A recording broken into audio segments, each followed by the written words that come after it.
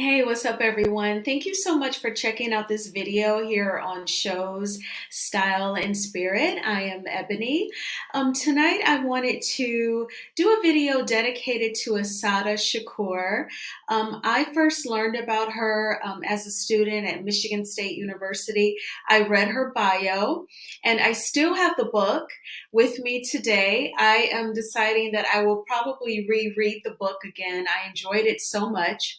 I learned so much about the Black Panther Party and the Black Liberation Army in college. And so I wanted to make a video that was more serious, not just about a TV show recap or about my dreadlocks. So here it goes. I have done my writing, just refreshing my memory from when I read the book. But I also wanted to, before I get into Asada's story specific, I just want to give my quick opinion on how our community shares knowledge. And this is no shade to African American teachers. They are educating our youth, training the youth to be self confident and to pursue their education with higher education, all of which is definitely important. What I will say is, though, as a child, especially during Black History Month, I felt like I learned the same people over and over. I learned about Dr. Martin Luther King, Rosa Parks, and Malcolm X over and over. I did hear the names of like Marcus Garvey. I did learn as a child that Marcus Garvey said that Black people should go back to Africa. And that was about it. But once I got to college and I took African American history, shout out to Dr. Perot Degbovie, an amazing professor at Michigan State. It was there that I learned that Marcus Garvey was Jamaican. And he was born in 1881 on St. Anne's Bay, Jamaica. And that is actually memorized. I just remember just being so shocked that he was Jamaican. I assumed that he was African American like myself. And what I also learned in that African American history class that at some point Marcus Garvey did secure some ships to take us all back to Africa. So I make that point to say that I did not learn those details about Marcus Garvey until I was a young adult. And on purpose, I took an African American history class. And then similarly, I'm sure you've seen the film Hidden Figures. It starred Taraji P. Henson and the singer Janelle Monáe. Forgive me if I'm saying her first name wrong. Is it Janelle or Janae? I feel like it's Janelle Monáe. In any event, it was about Katherine Johnson, a Black woman who not only worked for NASA, but she wrote the mathematics for the first man to go on the moon. Such a significant contribution to science as well as history. And to think that I did not learn who she was until I was in my 30s, and the woman is still alive and still here with us, I'm just very shocked. And I remember my god sister seeing the movie, and she's a teacher, and she said to me, "Wow, that film was so educational." Now, I'm not saying that it's on her shoulders or her responsibility to know every single facet of Black history, but I did have the thought, and oh my gosh, you're an educator and you work, at an urban school teaching our kids, and you didn't even know of Miss Johnson. So I just feel like Black people, we really have to take it on ourselves to educate ourselves. And I am going to share some things, just a little smidge that's a part of hip hop culture that goes back to, political organizations such as the Black Panther Party and the Black Liberation Army. But of course, let's jump right in. So as you see from the title of this video, it is called Assata Shakur is not Tupac's mom.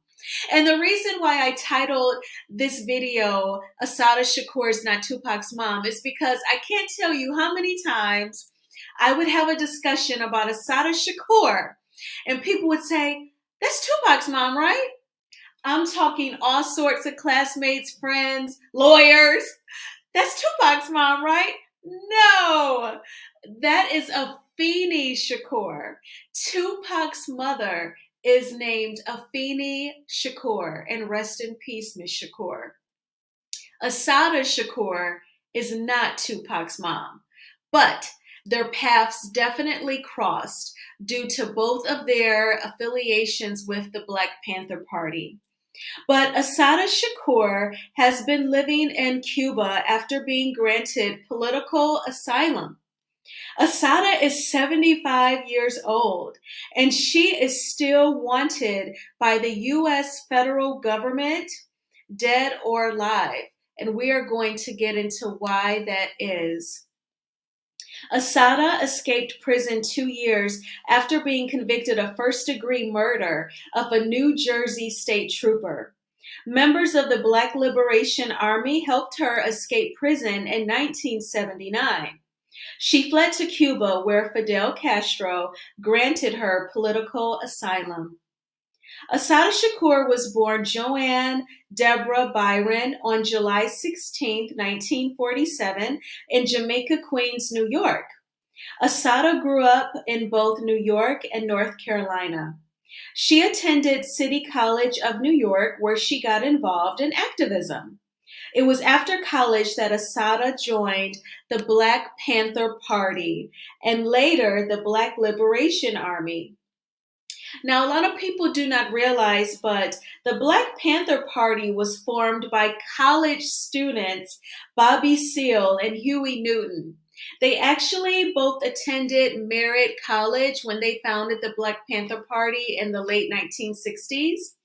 The reason why this is so significant is because the image of the Black Panther Party has always been these young, quote unquote, militant Black people carrying assault rifles and, yelling Black power. And they always have had this stereotype that they were almost like troublemakers with bad attitudes and they just wanted to stir up trouble. But of course, these political groups were founded due to tiredness of being oppressed. They were also a part of the civil rights movement.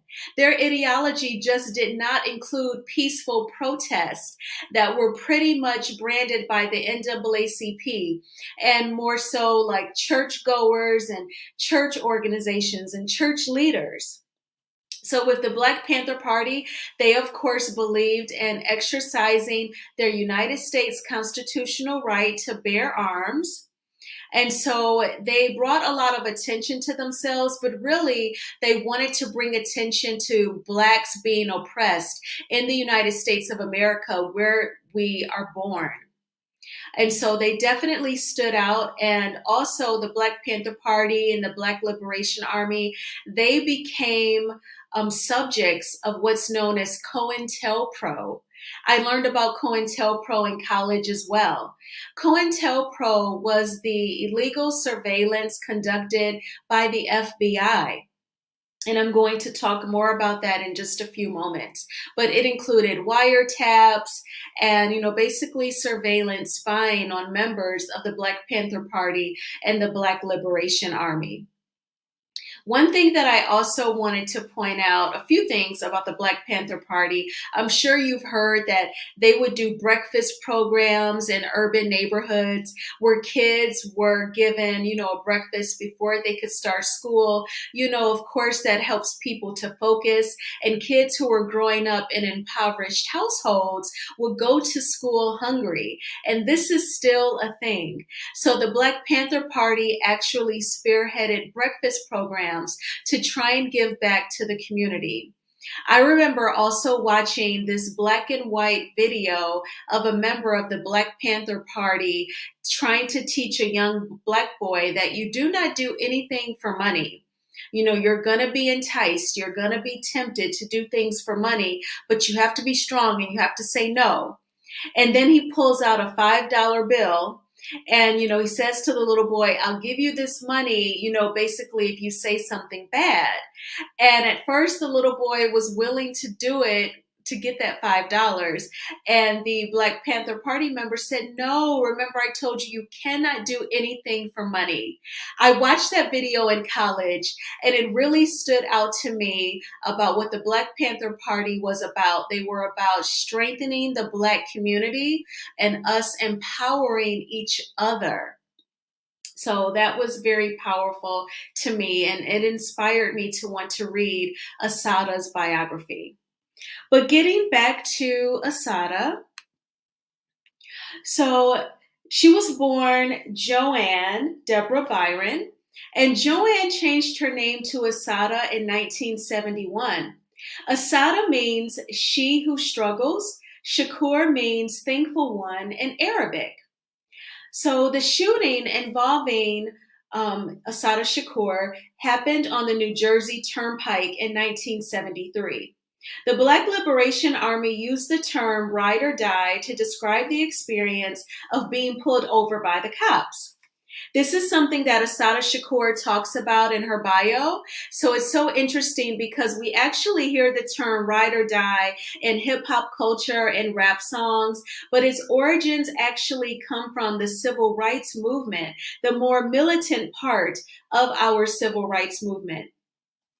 And, I'm sure that the average Black person may not know that. They may think of the term ride or die, and maybe they'll think of, a biker group or DMX or Rough Riders, the rap group. But ride or die actually comes from these political organizations and their experience of being approached by police officers.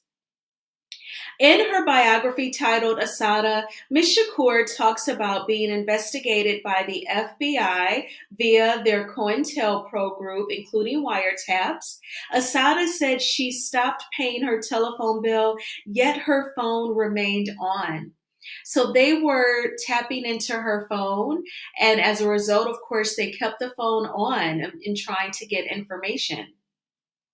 So fast forward to May 1973 when Assata was arrested for the shootout on the New Jersey Turnpike.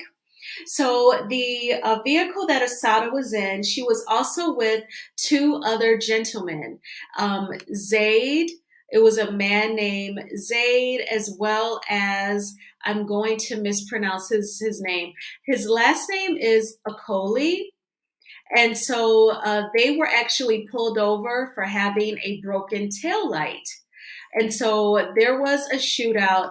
Assata actually was shot in both of her arms as well as her shoulder. And a New Jersey state trooper was fatally wounded, unfortunately. So the other two passengers with Assata Shakur was Zaid Malik Shakur as well as Sundiata Akoli. Zaid's body was actually found, near the spot where the shooting happened. And Sundiata Akali, he actually fled on foot. And I believe 36 hours after the shootout, he was found. After Assata was shot in both arms and the shoulder, she actually approached another state trooper with her arms up in surrender. And she was convicted. And with the help of other members of the Black Liberation Army, she was able to escape. So that I want to get back to my notes because, once I research something and I get fired up, it's like sits on my brain where I can almost talk about it by memory. She was sentenced to 2 life sentences. And in her book, Assata actually describes talking about, being in prison and the bugs, crawling all over her. Over time, Assata reportedly walked freely in Cuba until 45 got into office, became president of the United States, and now she's more on the low again in hiding in Cuba. And after Fidel Castro passed away, I was concerned for Assata. She was actually the first person on my mind after Fidel Castro passed away because I didn't know what was going to happen to her, knowing that she is still wanted by the United States, dead or alive. I remember also learning that her aunt, who is an attorney, whenever she would go see Assata in prison, she would have to strip down completely, strip down naked, and be searched before she could even see her niece in prison. So I really think that this speaks to just if people were affiliated with the Black Panther Party or the Black Liberation Army, how everything was so extreme with them.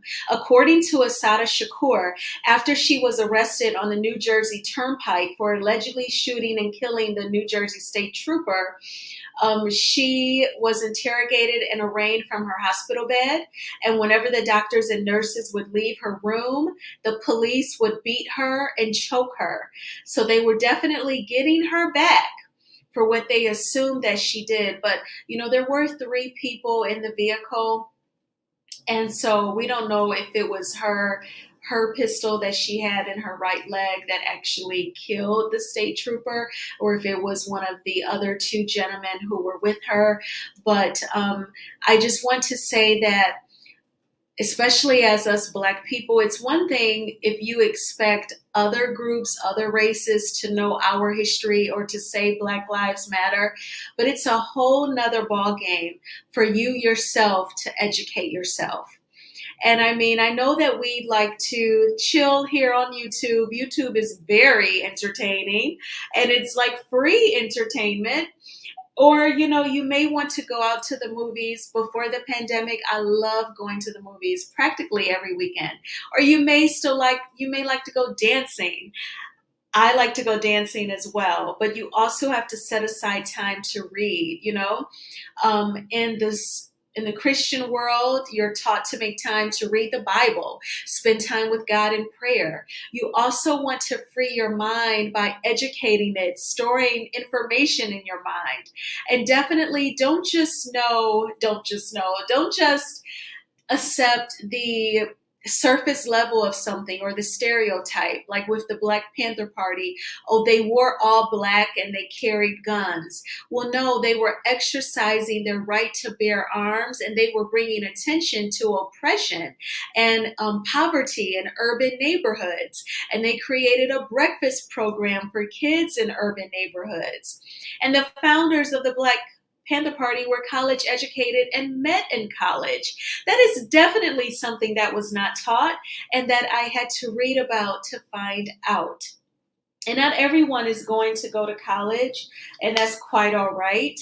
Especially if you're blessed to get a job and you work hard and you can get promoted and, go as far as you can without having to have a bachelor's degree or a master's degree. I say by all means, go for it. So it's really important, if you're not going to be in those higher education settings, that you read books to give you that information and just make you more knowledgeable of self. So I've actually given you, a very just like high level of who Assata Shakur is. You definitely know she's not Tupac's mom, but definitely check out her bio. And thanks again for checking out this video.